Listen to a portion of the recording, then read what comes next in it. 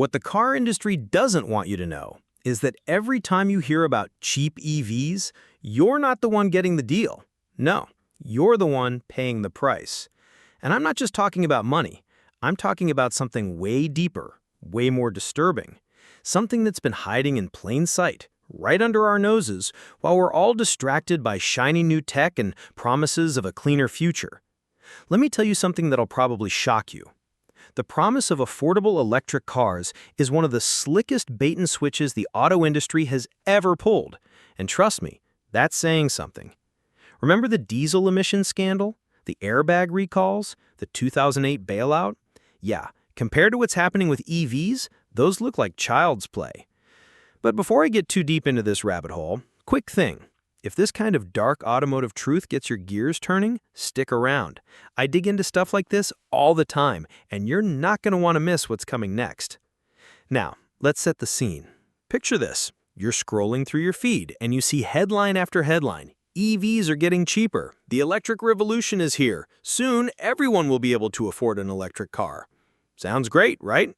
Who wouldn't want a high-tech, eco-friendly ride that's supposedly within reach for the average American?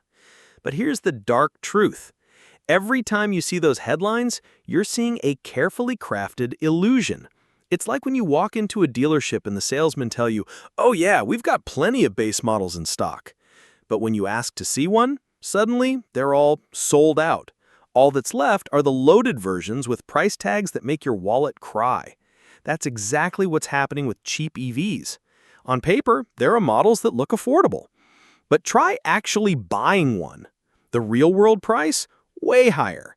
And even if you manage to snag one of those mythical entry-level EVs, you're still paying, just in ways you might not realize yet. But wait, it gets even darker. Ever wonder why these so-called cheap EVs even exist? It's not because automakers suddenly care about making cars more accessible.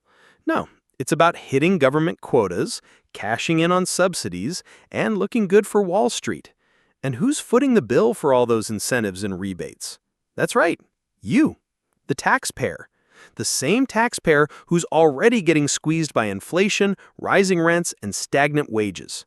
Let's break it down. Every time you see a $7,500 federal tax credit or a state rebate or some special deal on an EV, that money isn't coming out of thin air. It's coming from public funds, your funds. And get this, a lot of those incentives end up going to people who could already afford a luxury car anyway. So the next time you hear about cheap EVs, ask yourself, who's really getting the deal here? Because it sure isn't the average working American. Now here's where it gets really disturbing. Let's say you do manage to buy one of these affordable EVs. You drive off the lot, feeling like you've beaten the system, but the hidden costs start creeping in. First, you realize you need a home charger. That's a couple grand, easy. Then your electric bill goes up. Insurance, higher than your old gas car. And don't even get me started on battery replacement costs. We're talking 5, 10, sometimes 15 grand. And good luck selling your used EV down the road. The resale market is a minefield, especially as battery tech keeps changing and older models get left behind. But here's what most people don't realize about this dark truth: the environmental cost. We're told EVs are green, but making those massive batteries, it's a dirty business. Mining for lithium, cobalt, nickel, it's wrecking ecosystems, polluting water, and in some cases, exploiting child labor. The manufacturing emissions for an EV are way higher than a gas car. Sure, over time, if you drive it long enough and charge it with clean energy, you might come out ahead. But that's a big if. And nobody's talking about what happens when those batteries reach the end of their life. Recycling? Still in its infancy. Landfills? Already filling up with dead batteries. That reminds me of something else they don't want you to know. Remember when hybrids first hit the scene? Everyone said they'd be the answer to high gas prices and pollution. But what happened? The batteries started failing, the resale values tanked, and suddenly, nobody wanted them. Now, history's repeating itself, only this time the stakes are even higher and the hype is even louder. But here's what most people don't realize about this so-called EV revolution. It's not about you. It's about control. Control over supply chains, control over technology, control over the narrative.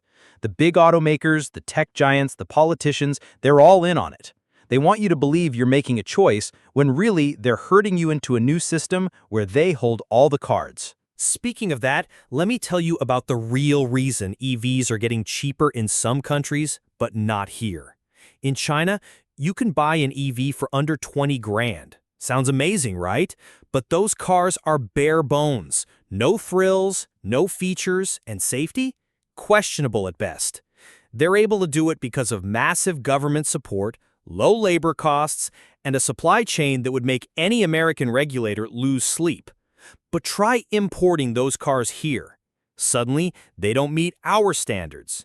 So we're stuck paying more for less, while the companies rake in profits and the politicians pat themselves on the back for progress. Comment below what you think about this dark revelation. Have you tried to buy a cheap EV? Did you run into the same brick walls? Or do you think the industry is genuinely trying to make things better? I want to know your story. Now, this is where it gets really sinister. Let's talk about equity.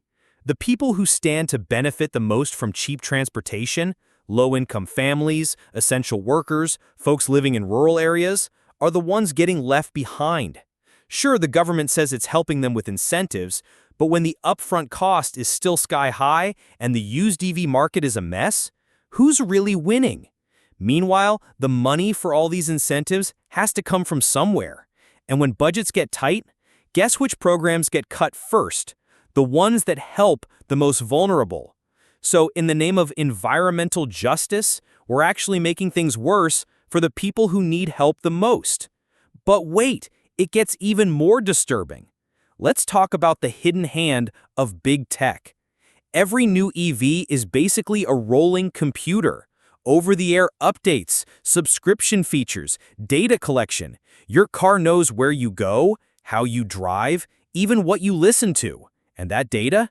It's worth a fortune. The automakers and tech companies are quietly building a surveillance network on wheels, all while telling you it's for your own good. Convenience, they say, safety. But ask yourself, who's really benefiting? Because it sure isn't you. Honestly, I think this is terrifying. We're being sold a fantasy. Clean, cheap, high-tech cars for everyone, but the reality is a tangled web of corporate greed, government manipulation, and environmental destruction. And the worst part? Most people don't even realize it's happening. They see the commercials, the headlines, the influencer reviews, and they think, wow, we're living in the future. But the future they're building isn't for us. It's for them. Here's the dark truth. The promise of cheap EVs is a smokescreen. The real costs are hidden in your taxes, your bills, your lost privacy, and the damage being done to places you'll never see. And every time you buy into the hype, you're helping to prop up a system that's rigged against you. That just doesn't sit right with me at all. I mean, think about it. We've seen this play out before. Remember the SUV craze in the early 2000s? Gas was cheap, everyone wanted a big, powerful truck. Then gas prices spiked, and suddenly everyone was stuck with gas guzzlers they couldn't afford to drive. The automakers made billions, and the average person got left holding the bag. Now it's happening again, only this time the stakes are even higher and the consequences are global. In my view, this is a massive cover-up. The industry knows the truth, but they're banking on the fact that most people won't look past the marketing. They're counting on you to trust them, to believe that they have your best interests at heart. But if history has taught us anything, it's that the auto industry will always put profits over people. A lot of folks don't talk about this dark side, but it's there, lurking behind every glossy ad, every government press release, every influencer review. Makes you wonder what else they're hiding, doesn't it? What would you do if you discovered your brand new EV wasn't as green, as cheap, or as safe as you were promised?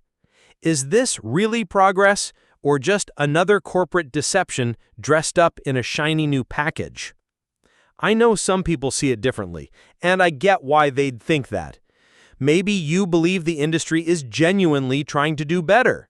Maybe you think the benefits outweigh the costs.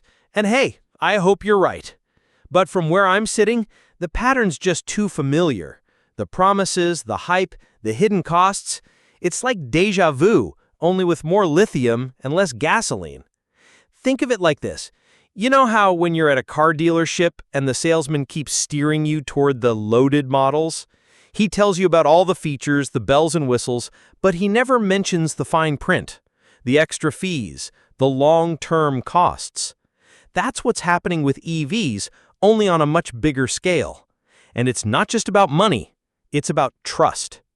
Every time the industry breaks a promise, every time they hide the real costs, they're eroding our trust, not just in them, but in the whole idea of progress. How many times can we be burned before we start to question everything they say?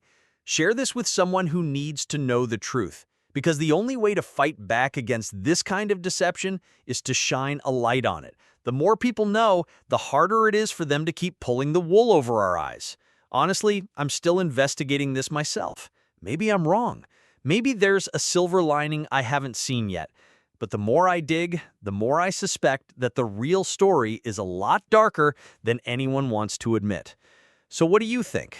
Are cheap EVs really the answer or just another trap? Comment below with your thoughts on this conspiracy. I want to hear your stories, your doubts, your suspicions, because together maybe we can uncover the truth they don't want us to see. Subscribe for more dark automotive revelations. Like if you agree this is disturbing. And remember, the next time someone promises you a deal that sounds too good to be true, especially in the car world, there's almost always a hidden price, and it's usually you who ends up paying it.